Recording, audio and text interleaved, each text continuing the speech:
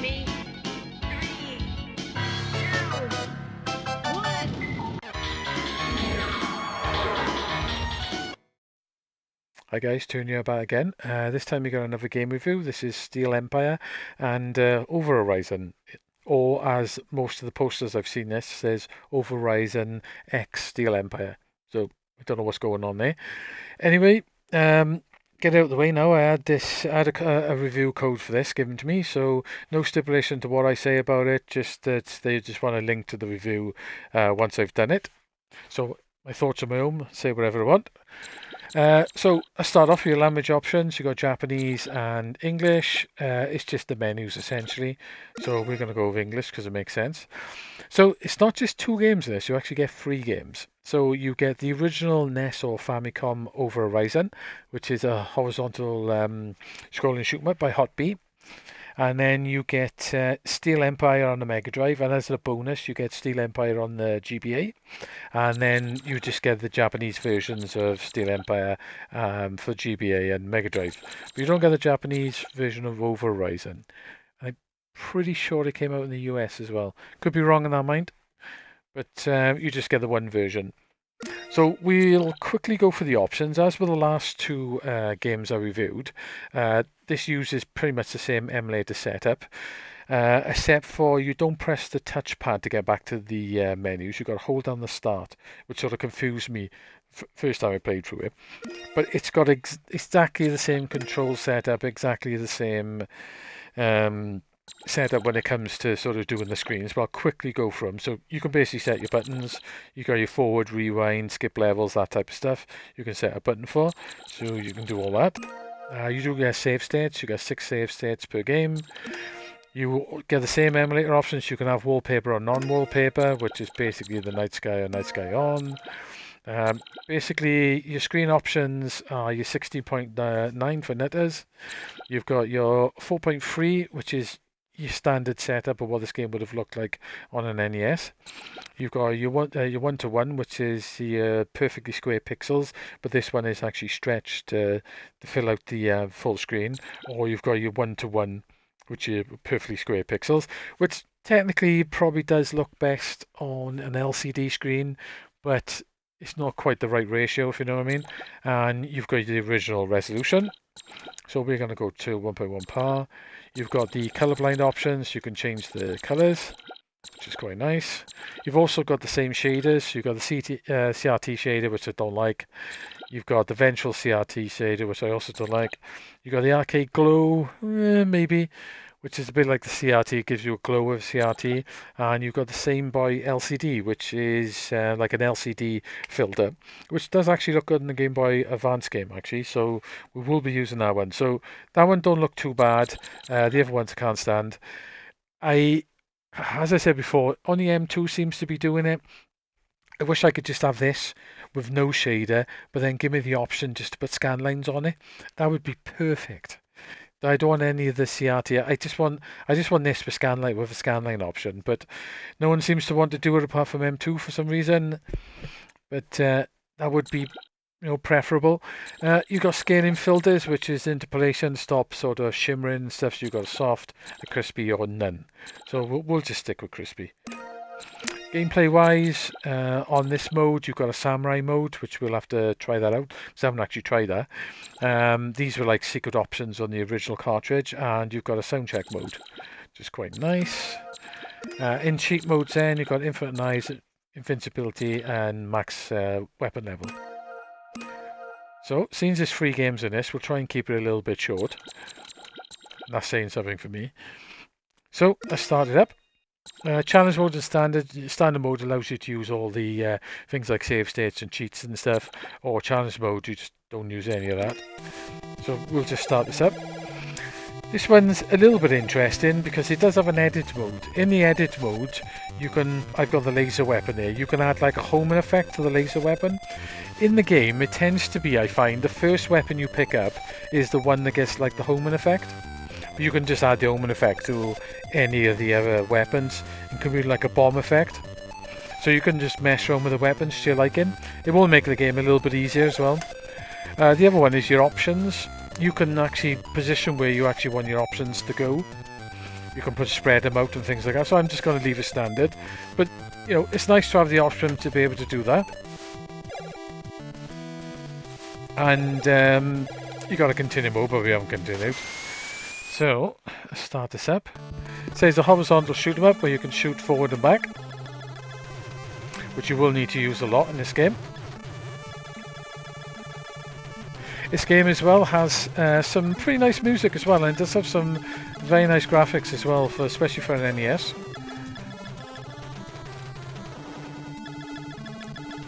You will, it's like, so you will need to use the shooting behind you and forward. Right, so I'm going to pick up lasers, which once I powered it up will get the homing effect. There's 3 weapons on there. You've got lasers, bombs and homing. And you would think you'd have to wait for the power-ups to actually pick them up. But you can change your weapons on the fly, like that.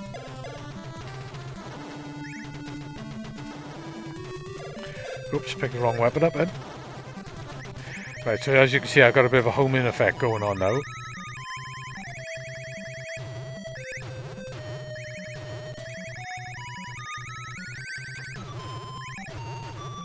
You died then. Yeah, I say the graphics in this game are nice. It's got some nice detail in the backgrounds. It plays really nice as well. You've got the forward and back firing. You will have to... this game is a little bit like R-Type in some respects, where you have to learn level layouts and boss patterns to be able to survive. So it's not just a straight shooter, if you know what I mean.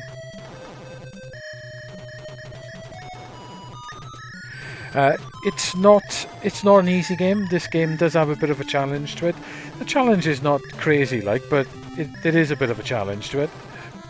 And it will keep you coming back for more until you've played through the game a couple of times and you've learned the patterns. You'll be able to get a 1cc then. But if you guys have a look at my channel, I do have a 1cc of this game as well, which I did quite a few years ago now when I first come across this game on the Famicom.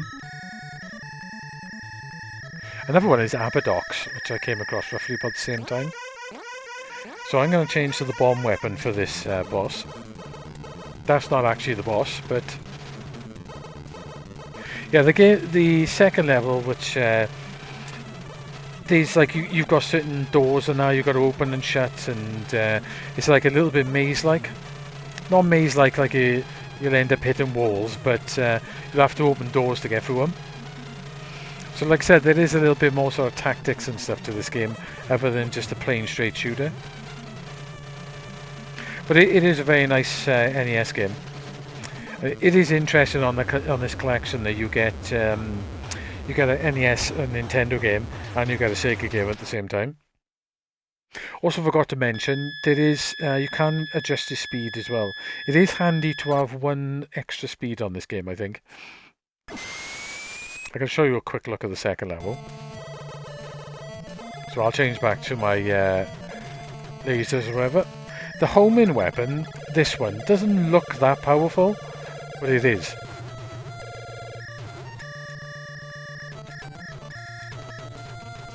Like I say, you can change your pods into a different direction as well, and you can do a speed up so I'm slightly faster. You will die in that section as well, unless you know the wall shuts. So we'll close that one there, and we'll close game. I want to try that samurai mode out. So if I go to option, I go cheats. Was it in cheats?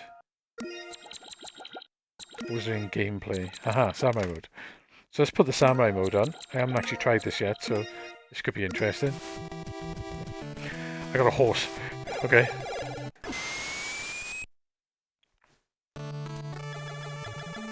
Yeah, you do actually get a samurai. Oh, you get different enemies as well. Interesting. I never knew this was actually on the original card. I wonder what game... I bet this... Oh, you get horses as your little options.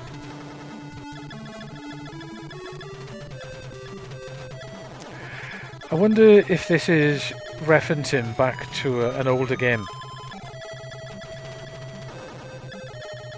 Interesting, I'll have to try and play through it as a samurai.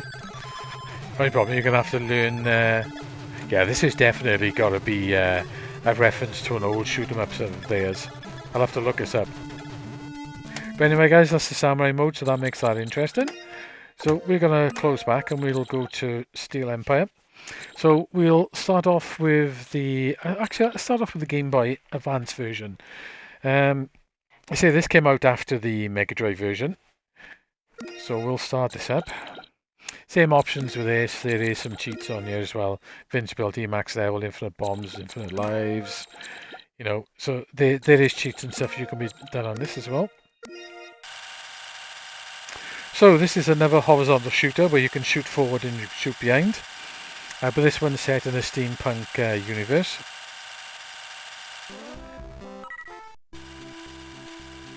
I say this is basically the Mega Drive one, but with lower resolution, chunkier sprites. It does look quite nice, and I got that CRT, not CRT either, but the LCD filter on as well.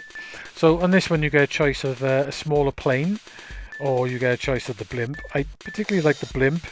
It's a little bit more powerful, the blimp, to start off, but the plane is faster and easier to dodge bullets. So in this one you can shoot forward and back. This one does fire a lot. It's a lot slower than the Mega Drive one. You can't fire any faster than that. But enemies do die a bit quicker as well, so I suppose it all sort of equals out. As you can see, it's a 2D game with some really nice 2D graphics, especially for a GBA. I say that, the GBA can actually look really nice, to be honest, but the graphics, they are cut down, and the music is cut down as well, but it does the job.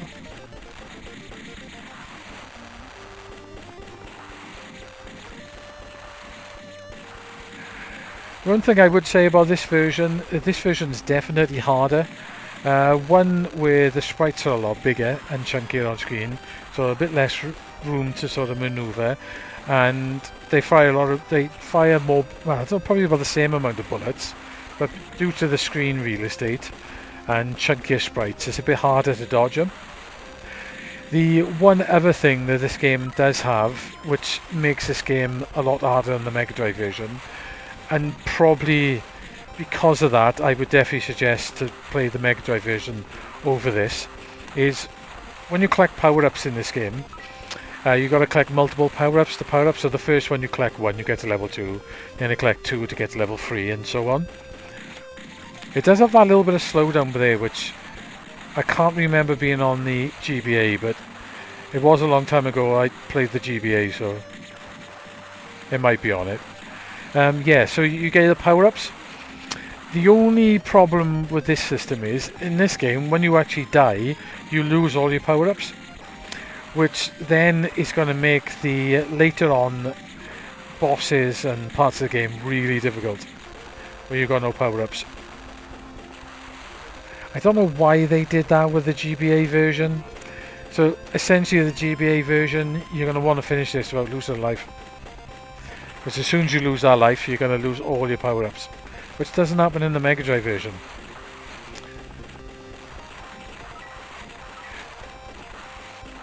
See, now I've got to collect 2 power-ups to actually get a power-up.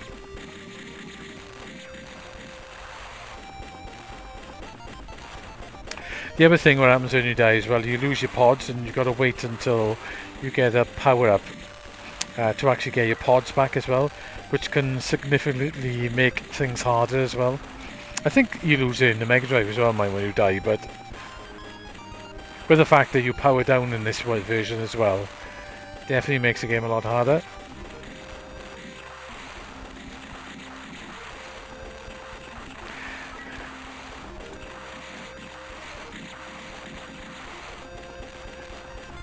So what we'll do, I should get to the boss very shortly, and I'll get the extra power up and I'll show you what I mean. So I did have this on GBA years ago, but I don't think I ever actually played all the way through and finished it, due to the fact it's a lot harder. And you're playing on even when I had it, was like a really dark GBA screen as well. So I can't remember those slowdown bits. So now you see I've got... see, I don't think the GBA does that, but I'd have to go back and double check.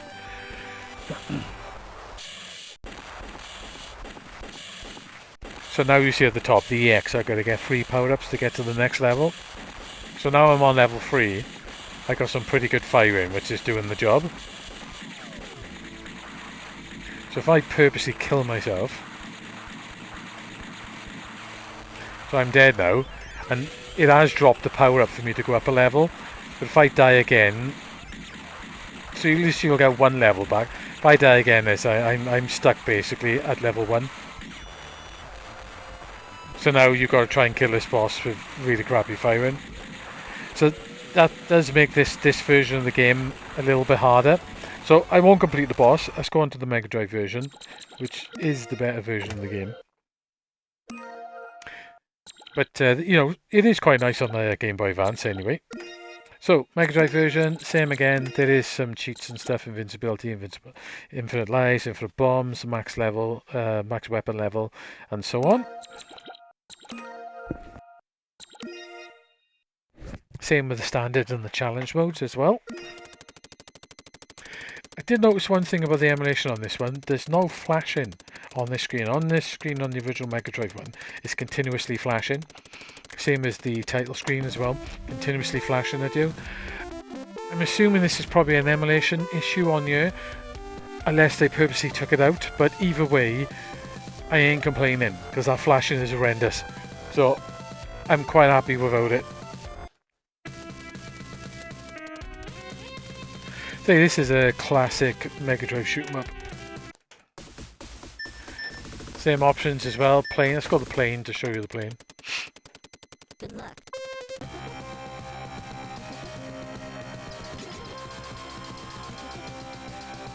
So the same deal with this. Power-ups are not called power-ups, they're called EX on this version. So slightly different. I got to collect 3 EXs to go up a level. So by the time you get to the end of the game, you will go up quite a few levels, and your firing will get a lot better. It is a little bit more tricky with the plane at the start. Right, so I've gone up 1 level now.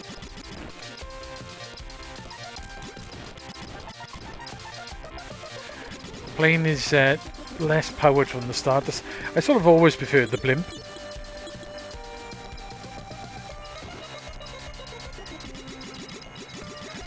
The enemies take a lot more hits to die in this.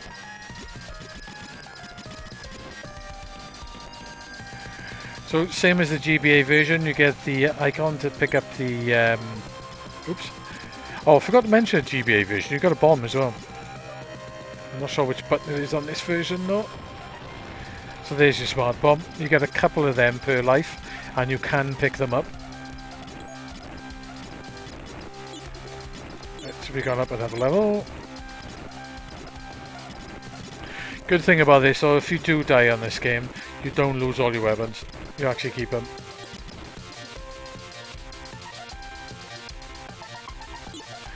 So another one, this one actually plays really good. The plane actually is faster than the blimp, which is why I move around a lot faster.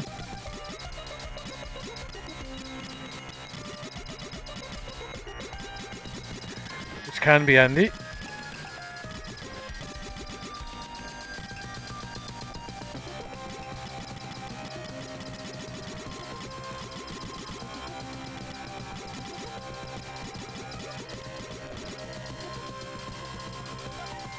So there's a lot more room to maneuver on this version. I say if you notice the music's better as well. It does have some nice music in this game, I really like it. The one downfall to this game, as you've probably seen then, a lot of the big enemies, they all flash when you shoot them. And I don't like the flashing in games, to be honest, but towards the end of the game it can give you a little bit of headache sometimes, at least it can with me anyway. It depends how susceptible you are to the flashing.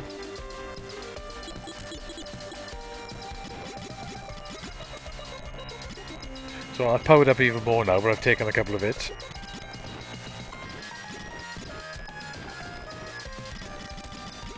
I've taken quite a few hits.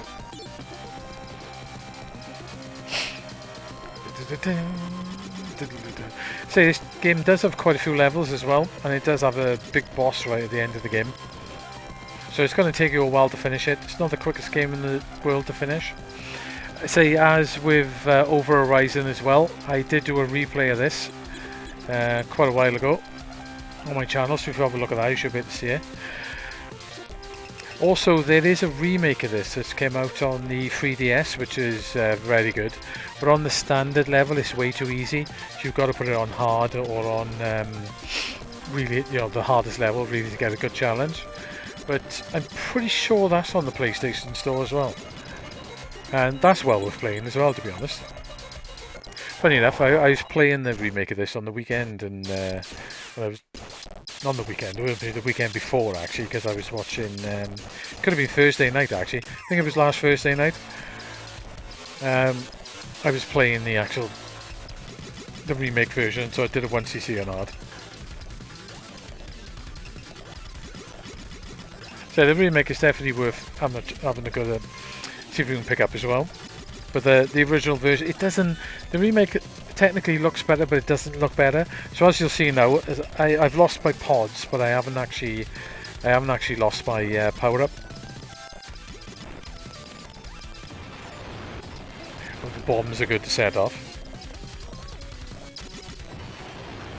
I say this version's harder than the GBA one as well.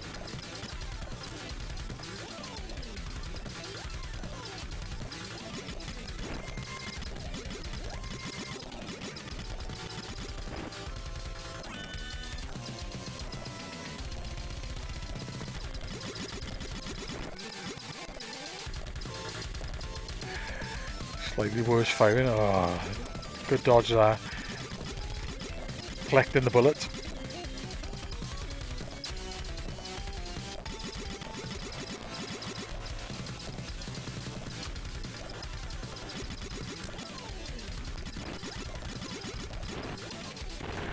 It's the first boss done.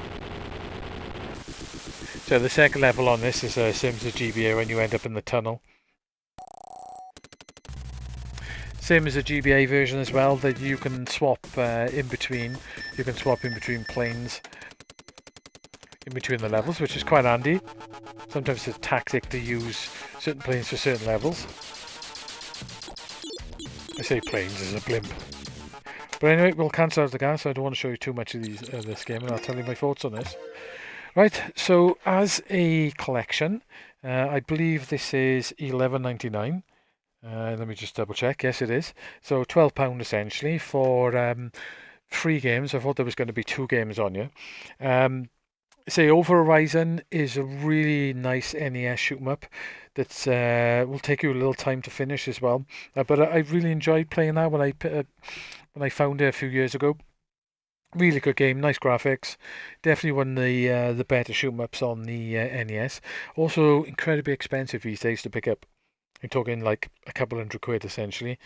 I'm pretty sure it came out in the US as well, so I don't know why there's only a Famicom version, but like I said, I could be wrong on that one. Seel Empire is a classic MegaDrive game. I always owned a copy of this game. I always really liked this game. It's very good.